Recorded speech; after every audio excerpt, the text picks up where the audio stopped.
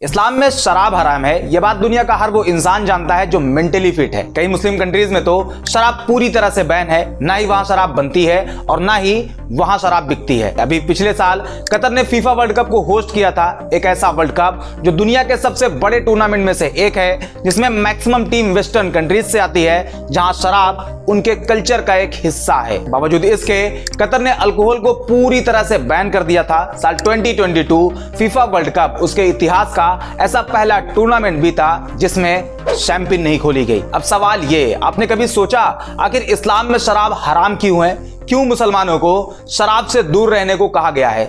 समझते हैं आज की वीडियो में। पहले समझते हैं कि इस्लाम में शराब का इतिहास क्या है। 7th सेंचुरी में जब प्रॉफिट ऑफ इस्लाम ने अपनी नबूवत के बारे में लोगों को बताया कि वो अल्लाह के नबी हैं और अल्लाह का पैगाम लोगों तक पहुंचाने के लिए उन्हें भेजा गया है, उस टाइम अरब में बहुत सी बुराइयां हुआ करती थी। लड़कियों को जिंदा जमीन में दबा दिया जाता था, औरतें बाजारों में बिका करती थी, जो लोग अमीर होते थे उनका बिहेव गरीबों के साथ जानवरों जैसा हुआ करता था। ऐसी बहुत सी बुराइयां थी जिसे करने में अरब प्राउड फील करते थे, जिसमें एक बुराई थी शराब, जिसे अरबी में खम्र कहा जाता है और इसका प्लूरल होता है खुमूर। उस टाइम अरब में शराब लोगों की जिंदगी का हिस्सा हुआ करती थी। सुबह पीने के लिए अलग शराब, रात में पीने के लिए अलग शराब, मेहमानों के लिए अलग शराब, मतलब शराब की बहुत सी कैटेगरी भी हुआ करती थी। प्रॉफिट ऑफ इस्लाम अल्लाह के पैगाम को लोगों तक पहुंचाना शुरू करते हैं और धीरे धीरे लोग इस्लाम की तरफ आते हैं, मुसलमान होने लगते हैं। लोग मुसलमान तो हो जाते लेकिन शराब भी पीते, क्योंकि अब तक शराब के हराम होने की कोई बात उन्हें नहीं बताई गई थी, क्योंकि शराब उनके लिए उनकी जिंदगी का एक हिस्सा थी। लेकिन इसी बीच कुरान चैप्टर 2 वर्स 219 लोगों को बताई जाती है, जिसमें कहा गया है, ऐ नबी, ये आपसे जुए और शराब के बारे में पूछते हैं, कह दीजिए इन दोनों के अंदर बड़े गुनाह हैं। कुछ लोगों के लिए कुछ फायदे भी हैं, लेकिन बुराई फायदे से ज्यादा है। इस टाइम तक शराब को लेकर उसकी बुराई के बारे में तो बताया गया, लेकिन अभी भी शराब हराम नहीं है। जैसा भी आपको बताया, शराब अरब के लिए उनकी जिंदगी का हिस्सा थी। ऐसे में डायरेक्ट शराब को पूरी तरह से बंद कर देना सही ना होता। कुरान के चैप्टर 2 वर्स 219 को याद रखना, हम इसके बारे में आगे भी बात करेंगे और इसका कॉन्टेक्स्ट क्या है इसके बारे में भी समझेंगे। शराब को लेकर अब एक और पैगाम आता है कुरान चैप्टर 4 वर्स 43, जिसमें कहा गया है, ऐ ईमान वालों यानी मुसलमानों, अगर तुम नशे की हालत में रहो तो नमाज के लिए ना जाओ। अभी भी शराब पूरी तरह से बैन नहीं है, सिर्फ एक बैरियर है जो ये कहता है अगर नशे की हालत में हो तो नमाज के लिए ना जाओ। यानी शराब पी सकते थे, बस नशे की हालत में नमाज नहीं पढ़ सकते थे। इस पर्टिकुलर टाइम तक इस्लाम में शराब कंप्लीटली फॉरबिडन नहीं थी, बस एक नमाज ना पढ़ने वाली कंडीशन थी। अब आता है वो टाइम जब इस्लाम में शराब को कंप्लीटली हराम बताया जाता है। कुरान चैप्टर 5 वर्स 90 एंड 91, ऐ ईमान वालों यानी ऐ मुसलमानों, शराब और जुआ और बूत ये सब गंदे काम हैं, ये सब शैतान के तरीके हैं, इसलिए उनसे दूर रहें ताकि आप कामयाब हो सकें। वर्स 91 में कहा गया है, शैतान तो ये चाहता है वो शराब और जुए के जरिए तुम्हारे बीच दुश्मनी और नफरत पैदा कर दे, तुम्हें रोके अल्लाह की याद से, नमाज से, तो इसे छोड़ते हो या नहीं। ये सुनने के बाद उस टाइम के जो मुसलमान थे उन्होंने शराब पीना बंद कर दिया। यहां तक बताया जाता है कि जब लोगों ने यह सुना कि शराब हराम हो गई है तो जिसके घर में शराब थी उसने उसे फेंक दिया, जिसके हाथ में शराब थी उसने उसे वहीं रख दिया, जिसके मुंह में शराब थी उसने थूक दिया, और जो शराब पी चुका था वो उसके पेट में जा चुकी थी, उसने ये सोचकर उल्टी कर दी कि हो सकता है शराब हराम होने का हुक्म पहले आ चुका हो और मुझे बाद में पता चला हो, तब तक मैंने शराब पी ली हो। और इसी के बाद इस्लाम में शराब को हराम बता दिया गया, यानी अब कोई भी मुसलमान शराब नहीं पी सकता है। लेकिन अभी भी एक चीज थी जो पी जा रही थी। प्रॉफिट ऑफ इस्लाम के टाइम में भी उसे पिया गया, फर्स्ट कैलिफ अबू बकर के टाइम पर भी उसे पिया गया, लेकिन अब आता है सेकंड कैलिफ हजरत उमर का टाइम। इस्लामिक सोल्जर्स जब जंग के लिए निकलते तो उस टाइम पानी की कमी होती थी। ऐसे में उन्हें एनर्जी मिल सके उसके लिए एक चीज पिलाई जाती थी जिसे अरबी में नबीद यानी तिला कहा जाता था। यह वही चीज है जिसे इंडियन सब कॉन्टिनेंट में ताड़ी कहते हैं, जो कि ताड़ के पेड़ से निकलता है। दोनों में फर्क बस इतना है कि यहाँ ताड़ के पेड़ से बनाया जाता है, जबकि अरब में खजूर और अंगूर से बनाया जाता था। ये जो नबीद होता है यानी ताड़ी, इसकी खासियत यह है कि इसमें नशा नहीं होता, लेकिन एनर्जी होती है। प्रॉब्लम यह है कि जब इसे और ज्यादा पका दिया जाता है तो इसमें नशा आ जाता है, जो कि इस्लाम में ऑलरेडी हराम है। इसी वजह से सेकंड कैलिफ हजरत उमर ने नबीद पर भी बैन लगा दिया। वो ये नहीं चाहते थे कि मुसलमान ऐसी किसी भी तरह की चीज इस्तेमाल करें जिसमें नशा होने का खतरा हो। अब तक आप ये समझ गए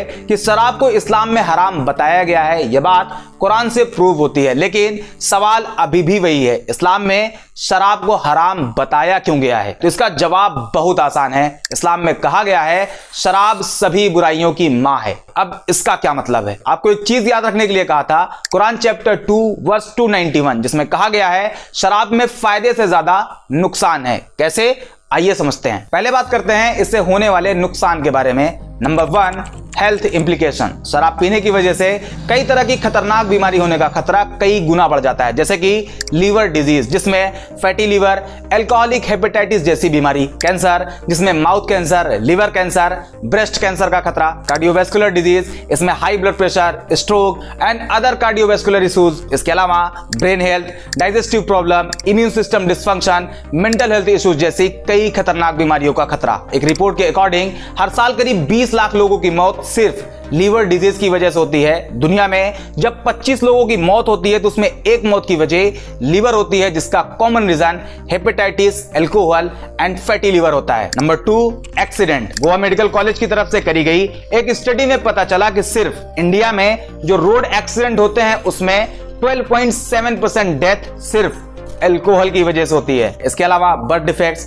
एडिक्शन एंड सबसे खतरनाक सोसाइटल इंपैक्ट एंड क्राइम। और इसे हम 2 पार्ट में डिवाइड करके समझते हैं। पहला वायलेंस, दूसरा फैमिली इश्यूज। पहले बात वायलेंस की। अगर आप न्यूज देखते हो, न्यूज़पेपर पढ़ते हो, तो ऐसा कोई दिन नहीं बीतता जिस दिन शराब की वजह से वायलेंस की खबरें ना हो। पिछले 2 से 3 दिन की कुछ अपडेट्स आपको दिखाता हूं। अधेड़ ने शराब के नशे में लगाई फांसी। नशे में बेटे ने कर दी मां की हत्या।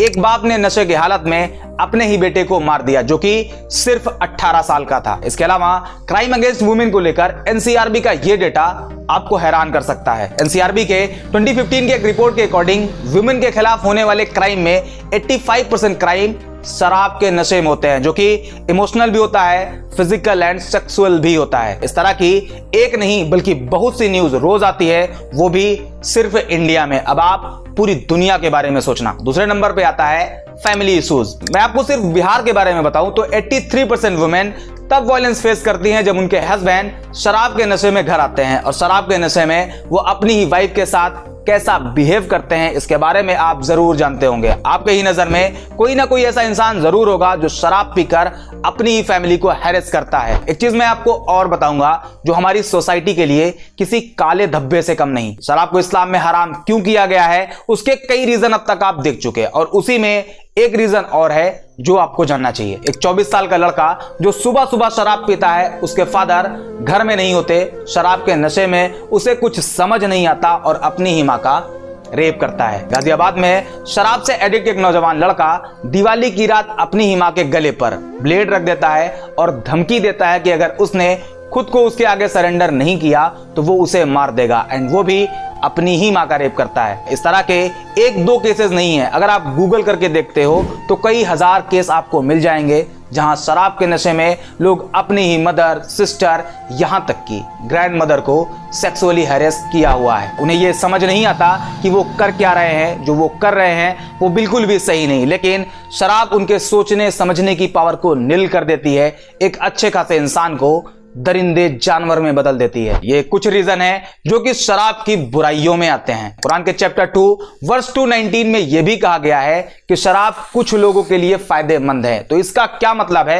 वो भी देख लें। शराब को लेकर अब तक बहुत से रिसर्च किए जा चुके हैं, जिसमें मॉडरेट अल्कोहल कंजप्शन को लेकर कुछ स्टडीज बताती हैं कुछ लोगों में हार्ट डिजीज के रिस्क कम हो जाते हैं। शराब टाइप 2 डायबिटीज के अगेंस्ट प्रोटेक्ट करती है, बोन हेल्थ के लिए भी फायदेमंद है। यह फायदेमंद तभी है जब लिमिट में यानी मॉडरेट ड्रिंकिंग करी जाए। अब यहां पर एक लूप होल मिलता है। लोगों के दिमाग में यह आ सकता है कि अगर लिमिट में पिया जाए तो फायदे ही फायदे हैं, इंसान होश में भी रहेगा, क्राइम भी नहीं करेगा, डोमेस्टिक वायलेंस भी नहीं होगा, बस लिमिट में पीकर घर जाकर सो जाएगा, कोई बुरा काम नहीं करेगा। तो यह भी इस्लाम के करीब गलत है, क्योंकि उसी चैप्टर 2 वर्स 219 में कहा गया है शराब में फायदे से ज्यादा उसके नुकसान हैं। और एक हदीस भी है सुनन इब्ने माजा हदीस नंबर 3392, जिसमें प्रॉफिट ऑफ इस्लाम कहते हैं जिस चीज को लार्ज क्वांटिटी में पीने से नशा होता है उसे स्मॉल क्वांटिटी में भी पीना हराम है। और यही सेम हदीस सही बुखारी की हदीस नंबर 5590 पर भी मेंशन है। मतलब फायदे को पॉइंट आउट कर मॉडरेट ड्रिंकिंग के नाम पर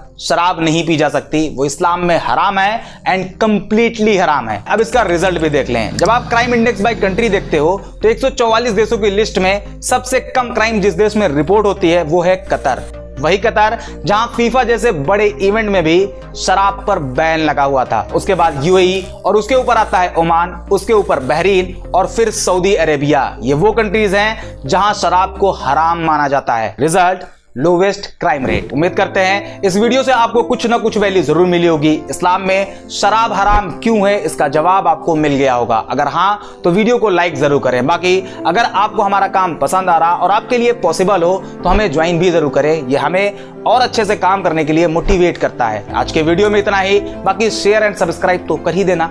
मिलते हैं अगले वीडियो में।